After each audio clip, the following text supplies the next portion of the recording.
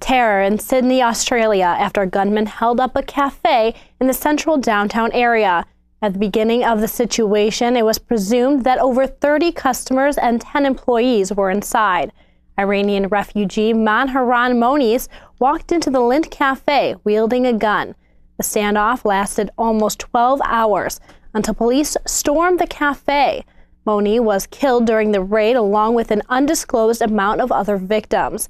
Police have not yet confirmed if explosive had been found. It is suspected that Moni had Islamist militant ties after he held up an Islamic flag in the cafe window. Moni made demands regarding the hostage situation.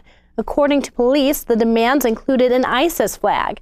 Throughout the morning, multiple hostages escaped the cafe, suggesting Moni was not fully prepared for the situation. Moni had been living in Australia after given political asylum from Iran. He was currently out on bail after being accused of charges including indecent and sexual assault of a woman in 2002. Moni called himself a spiritual leader. His website included graphic images of children that he says were killed by Americans. It also included multiple accusations of terrorism towards the U.S., United Kingdom, and Australia. Authorities believe Moni was acting alone. Australian Prime Minister Tony Abbott has described the incident as profoundly shocking. A global investigation is currently underway.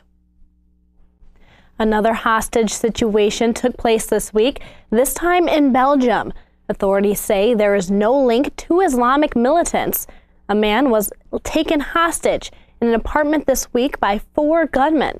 Police raided the apartment, placing several gunmen under arrest. The situation is still under investigation. According to authorities, there is no link between the hostage situation in Belgium and the standoff in Sydney. Iranian officials have now confirmed the supply of weapons, funds, and training for the support of the Shiite Houthi militia. Many Western authorities fear that Sunni and Shiite unrest has been exploited by Iran. Financial and other support has previously been denied by senior Houthi officials. The amount of support given is still unclear, but Yemen security officials accuse Iran of supporting the Shiite Houthi militia since 2004. Tensions run deep in Mexico after 43 students went missing nearly 2 months ago. Protesters clashed this week with Mexican police after accusations of violence occurred.